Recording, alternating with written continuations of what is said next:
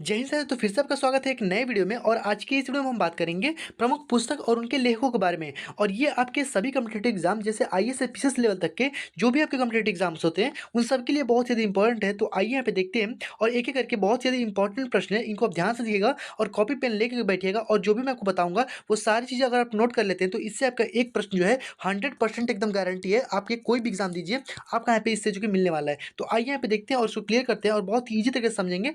बस आपको ध्यान से देखना और समझना है और कॉपी पेन लेके बैठिएगा। फिर से मैं आपको यहाँ पे बता रहा हूँ, ठीक है। चलिए यहाँ पे बात करते हैं। यहाँ पे पहला प्रश्न है और पहला प्रश्न आपके सामने है कि पहला आपके सामने यहाँ पे प्रश्न दिया गया है कि वाई आई एम एथिस्ट, ठीक है। यह भाई किसकी रचना है, ये आपसे पूछा गया है। तो भाई वाई आई एम एथिस्ट, यहाँ पे आपको पता होगा कि मैं नास्तिक क्यों हूँ, यह भाई किसने कहा था, तो भगत सिंह ने कहा था, ठीक है। मैं नास्तिक क्यों हूँ, ध्यान रखिएगा, इंपॉर्टेंट प्रश्न है और कई बार एग्जाम में पूछा जा चुका है, ठीक है। वाई आई एम एथिस्ट, मैं कि नास्तिक क्यों हूँ, यह भगत सिंह के द्वारा यहाँ पे लिखा गया है। ओके, आगे यहाँ पे बढ़ते हैं और इस प्रकार से बहुत ज़्यादा इंपॉर्टेंट प्रश्न है, इसको ध्यान से बस आप यहाँ पे देखते रहिए। अगला यहाँ पे प्रश्न है कि वेटिंग फॉर अ वीज़ा, बहुत ही ज़्यादा इंपॉर्टेंट है, कई बार एग्जाम में पूछा जा चुका है, ठीक है। यहाँ पर दिया गया कि वेटिंग फॉर अ वीज़ा, ठीक है, यानी वीज़ा के लिए वेटिंग। आप ऐसे आप याद ध्यान रखिएगा कि जो मतलब भीमराव अम्बेडकर हैं वो वीज़ा के लिए क्या कर रहे हैं, वेटिंग कर रहे हैं, ठीक है। तो ध्यान रखिएगा वीज़ा के लिए वेटिंग यानी भीमराव अम्बेडकर, ध्यान रखिएगा भीमराव अम्बेडकर जो है वह उनकी जो यहाँ पे पुस्तक है कौन सी भाई, तो वेटिंग फॉर अ वीज़ा, ध्यान रखिएगा इनकी यह रचना है। ओके, आगे बढ़ते हैं। अगला यहाँ पे प्रश्न दिया गया, अगला यहाँ पे प्रश्न है कि माई म्यूजिक माई लाइफ। अब भाई समझ सकते हैं कितना इंपॉर्टेंट है। और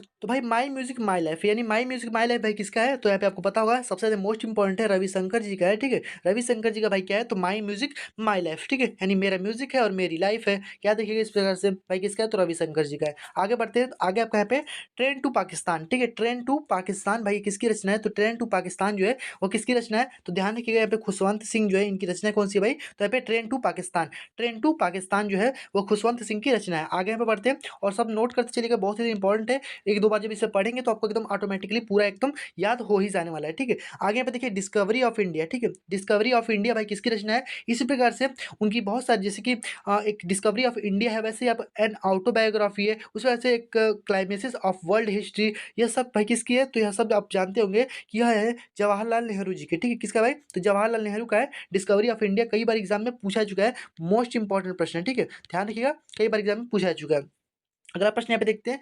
अगला यहाँ पे प्रश्न दिया गया कि हिंद स्वराज। अब भाई हिंद स्वराज भाई किसने कहा था, आपको पता होगा। हिंद स्वराज भाई किसकी रचना है, इसी प्रकार से उनका और भी यहाँ पे प्रश्न जो कि यहाँ पे प्रश्न पूछा जाता है कि सत्य के साथ, सत्य के साथ, सत्य के साथ यहाँ पे प्रयोग, ठीक है। सत्य के साथ प्रयोग यानी एक्सपेरिमेंट विथ माई ट्रूथ, ठीक है। ये भी उनकी रचना है। और भाई आपको पता चल ही गया होगा कि भाई किसकी है, तो ये किसकी है भाई, तो यहाँ पर याद रखिएगा गांधी जी की जो है वहाँ पे हिंद स्वराज जो है उनकी रचना है, ठीक है। गांधी जी की हिंद स्वराज रचना है और the experiment with my truth भी है उन्हीं की रचना है और इंडिया ऑफ माई ड्रीम भी है उन्हीं की रचना है, ठीक है। यानी सब भाई किसकी है, तो यहाँ पे गांधी जी की ही रचना है। Experiment with my truth, Hind Swaraj हो जाए या फिर इंडिया ऑफ माई ड्रीम हो जाए, सब किसकी है भाई, तो यहाँ पे गांधी जी की रचना है। ध्यान रखिएगा, सब नोट करते चलिएगा, इंपॉर्टेंट प्रश्न है, कई बार एग्जाम में पूछा जा चुका है।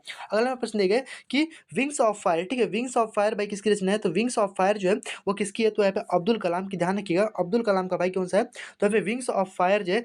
अब भाई इस प्रकार से याद रखिएगा, फायर यानी फायर कौन करता था भाई, तो है फायर जो है यानी रॉकेट वॉकेट कौन फायर फायर करता था, तो यहाँ पे अब्दुल कलाम। आप इसे याद रख सकते हैं कि विंग्स ऑफ फायर जो है वह किसका है, तो अब्दुल कलाम का है। वैसे आप ध्यान रखिएगा इंडिया 2020, ठीक है। इंडिया 20 और 20, ठीक है। इंडिया 2020 भाई किसकी है, तो ये भी इन्हीं की रचना है और रिगनाइट भी इन्हीं की रचना है, ठीक है। और एटॉमी टेबल स्पिरिट जो है वो भी इन्हीं की रचना है। ये सब जो मैं रचना आपको बता रहा हूँ सब आप नोट कर लीजिएगा और यह सभी इन्हीं की रचना है, ठीक है।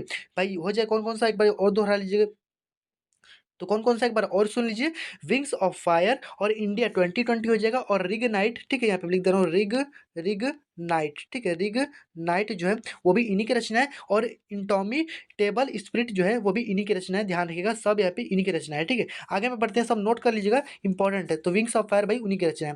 आगे बढ़ते हैं, आगे आपको दिए ऑटोबायोग्राफी ऑफ योगी, ठीक है। ऑफ अ योगी यानी ऑटोबायोग्राफी ऑफ अ योगी भाई किसकी रचना है, तो ध्यान रखिएगा परमहंस का है, ठीक है। यानी परमहंस योगानंद जो है वो इनकी रचना है ऑटोबायोग्राफी ऑफ अ योगी, ठीक है। आगे बढ़ते हैं, अगला हमें प्रश्न दिए गए, अगला भाई देखते हैं अगला है इंडिया डिवाइडेड, ठीक है, यानी इंडिया इंडिया डिवाइडेड भाई किसकी रचना है, ठीक है, तो इंडिया डिवाइडेड भाई किसके है, तो यहाँ पे राजेंद्र प्रसाद जी की है, किसकी है भाई, तो यहाँ पे राजेंद्र प्रसाद की भाई कौन सी है, तो इंडिया डिवाइडेड जो है वो आपका राजेंद्र प्रसाद की यहाँ पे रचना है, ठीक है। आगे यहाँ पे देखते हैं अगला प्रश्न आपके सामने है कि माई कंट्री माई लाइफ, ठीक है। अब देखिए वहाँ पे माई म्यूजिक माई लाइफ था, वो रविशंकर जी का था, ठीक है। अब यहाँ पे बात करते हैं माई कंट्री माई लाइफ, तो यह भाई किसकी है, तो माई कंट्री और माई लाइफ भाई किसकी है, तो एम के आडवाणी जी की जो है यहाँ पे माई कंट्री माई लाइफ है, ठीक है। तो ध्यान रखिएगा एम के आडवाणी जी जो इसके रचयिता है, ठीक है, यानी इसके रचनाकार भाई कौन है, तो माई कंट्री माई लाइफ जो है वो एम के आडवाणी जी की, ध्यान रखिएगा। आगे बढ़ते हैं, अगला प्रश्न आपके सामने दिया गया कि चेंजिंग इंडिया, ठीक है, यानी चेंजिंग इंडिया की बात करते हैं, तो चेंजिंग इंडिया जो है वो भाई किसकी रचना है, तो चेंजिंग इंडिया भाई किसकी है, तो मनमोहन सिंह का, यानी मनमोहन सिंह ने पूरे इंडिया को ही चेंज कर दिया, ठीक है। ऐसे ध्यान रखिएगा मनमोहन सिंह ने क्या किया भाई, पूरे इंडिया को चेंज कर दिया, ठीक है।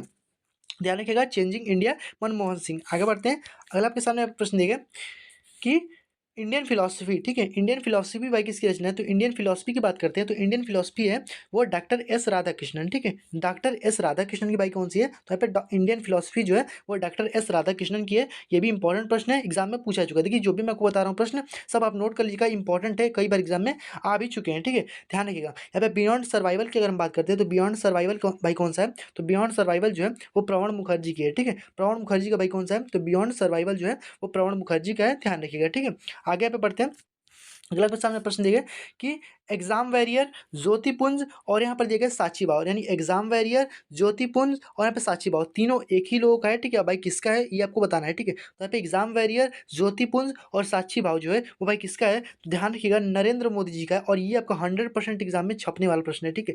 ध्यान रखिएगा भाई किसका है, तो यहाँ पे नरेंद्र मोदी जी का है, ठीक है। आगे यहाँ पे बढ़ते हैं, ध्यान रखिएगा एग्जाम वैरियर और यहाँ पे ज्योतिपुंज और यहाँ पे साक्षी भाव सब भाई किसका है, तो यहाँ पे नरेंद्र मोदी जी का है, यह इंपॉर्टेंट हो जाएगा आपके लिए। आगे बढ़ते हैं, अगला प्रश्न दिया गया the name sec the low land और यहाँ पे इंटरप्रेटर ऑफ मेलाडीज, या भाई किसकी किसकी रचना है, तो यहाँ पे द नेम सेक हो जाएगा, द लो लैंड और इंटरप्रेटर ऑफ मेलाडीज जो है वो तीनों भाई किसकी रचना है, तो तीनों एक ही की रचना है, ठीक है। अब भाई किसकी रचना है, तो वो आपको ध्यान रखना है, या तीनों के तीनों जो है आपको झुम्पा लाहिड़ी जो थी, ठीक है, झुम्पा झुम्पा लाहिड़ी जो है वो उनकी यहाँ पे रचना है, ठीक है। तीनों भाई किसकी रचना है, तो झुम्पा लाहिड़ी जी की रचना है।